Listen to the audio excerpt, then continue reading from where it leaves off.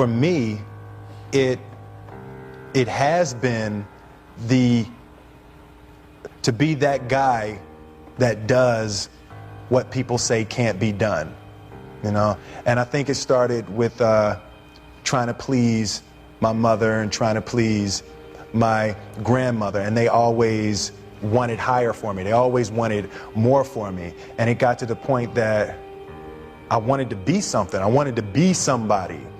And it made me choose certain roles. It made me turn down certain roles. There is more than an image that I want to project.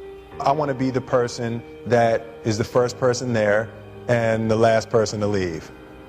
That's who I want to be, because I think that the road to success is through commitment and through the strength to drive through that commitment when it gets hard. And it is going to get hard, and you're going to want to quit sometimes, but it'll be colored by who you are and more who you want to be. I definitely found that wanting to be an actor stems from wanting to be somebody. My mom wanted me to be a truck driver because that would mean I would make $24,000 a year if I went to Truck Masters, and that would be twice what my father made. And she thought that would happen, but something inside of me said, I don't want to drive a truck. There's something else that matters more to me, and I decided I was not gonna go for money instead of passion. And the rewards have been pretty amazingly better than being a truck driver. It's not bad being a truck driver, it's just not what I was after. And I look back, and one of the things that helped me was my original teacher, Jim Rohn, who was a personal development speaker I went to hear when I was 17. He said something the first time I heard him, and he said, you know, it's really simple. If you want life to change, you got to change. If you want life to be better, you've got to get better. It's the only way it happens. And luck will show up for people and it'll leave them. But if you're constantly improving who you are and what you give, game over. See if you can find some ways to multiply your value to the marketplace. And he said your income will immediately start to change. See, if you go through life holding back, and most of us do, most of us, if we ask ourselves, have we done all we can do? Most of us will have to answer, no, we haven't. We've been holding back. We have ideas that we don't act on, things we want to do. We're afraid to take chances. We go through life trying to seek security and not coming outside of our comfort zone, and we take most of our stuff with us to the grave. Up until then, I was hoping that the economy would change. I was hoping that my company would change. I was hoping that my paycheck would change. I was hoping that circumstances outside would change. And then here's what I found out. It isn't going to change. So then my question was, if it isn't going to change, how will my life ever change? And here's what my teacher taught me. When you change, everything will change for you. And I'm saying that the fact that you're still here, that you're still breathing, you've got some more work, and you owe it to yourself. You owe it to yourself. So when you get up in the morning, that you can look yourself in the face and say, hey, I'm living my life on my terms. Change your question, change your life. When it comes to planning your life, I want to get you to learn to ask 3 questions now. The question you want to ask yourself is, what do I want? What's my outcome? What's my result? The word RPM, the first one, is to get you focused on the target. The target is not the activity. The activity can change. It's what's the result I'm after. If you know exactly what it is you really want, what you desire, what you're really after, clarity is power. The more clear you are and specifically what you want, the faster your brain can get you there. But if you're generally saying things like, what do I want? Well, I want more money. Fine, here's $1, get out of here. Whether you get the outcome or not, whether you get that result, will be based first, do you have clarity? And the second thing is, whether you got enough emotional juice to keep going after it when things don't work out. Did you achieve the outcome? Yeah, when you're that general, you think you're not getting your goal, you are. The way you language your goal, the way you think about it, you're receiving it. I want to feel a bit better. I want to lose some weight. Fine, you lost a pound, you're done. When you get better, everything will get better for you. And That's where I picked up that phrase, for things to change, you've got to change. You don't have to change the marketplace. You don't have to change the marketing plan. You don't have to change the economy. You don't have to change countries. You don't have to change circumstances out there. All you've got to do is look within and see if you can change yourself for the better. And as you change, things will start to change for you. What's the result I'm after? What's the ultimate result? What do I want out of this week, out of this thing, out of my business, out of my life, for my body? Don't concern yourself too much with how you're going to achieve your goal. Leave that completely to a power greater than yourself. All you have to do is know where you're going. The answers will come to you of their own accord. Here's my best advice. Welcome all experiences.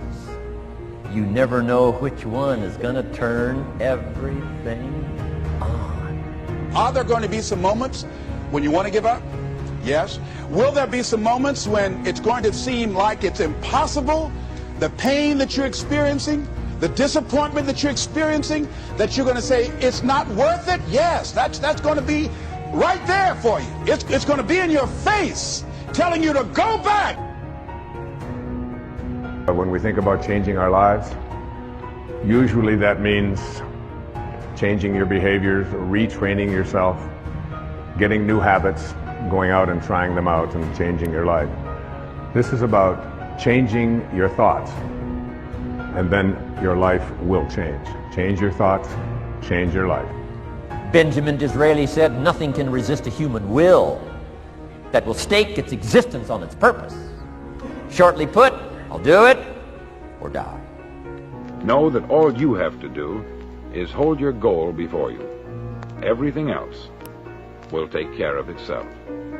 And I can tell you that it doesn't make any difference what age you are, whether you're a teenager watching this, or whether you're someone in your 60s, 70s, 80s, or anywhere along the way, you can make that change. Every thought, every feeling, every emotion you experience in this lifetime is shaped by beliefs and values. All of your life is controlled by decisions you make. Decisions about what to believe, decisions about what to feel, decisions about what to do. And most of us are on automatic pilot, letting the world trigger us instead of taking back control of our life. And when you do that, just think of it this way. Anything you want to change. You want to change your body. You want to change your career, your business, your relationship. What to do requires the right strategy. If you want to lose weight and keep it off, you can't obviously just throw your pendulum and go on some silly diet. You got to know the things that are going to give you lasting results. So we teach those strategies. But some people even know what to do, but they don't do it. And why are we able to get people to do it, to follow through? Because 80% of success in anything, my friends, is psychology, and 20% is the mechanics. What that means is there's how to do stuff and there's why to do stuff. How to do it is not that complex. And if you really learn from somebody who knows those refined distinctions, they can show you those tipping points, those things you can do where in the least amount of time you get the biggest result. As you look at yourself as a business operator, as you look at yourself as an entrepreneur, as you look at yourself as a person that want to make a mark with your life, that want to leave a legacy, you've got to be hungry. It's better to be prepared for an opportunity and not have one than to have an opportunity and not be prepared. You want to find people who master that, because success leaves clues. And that's the same thing I'm suggesting to you. Whatever area that you want to go in it's finances, in business, insurance industry, whatever area that you're interested in, find the people who are mastering that and follow their example. Watch your relationships. They're nourishing relationships and they're toxic relationships. Nourishing relationships, they bring the best out of you. They inspire you. Toxic relationships, they drain you. People that are hungry are willing to do the things today others won't do in order to have the things tomorrow others won't have. People that are hungry believe, always strive to get on top in life because it's the bottom that's overcrowded. People that are hungry know if you want to be successful, you must be willing to do the things today others won't do in order to have the things tomorrow others won't have.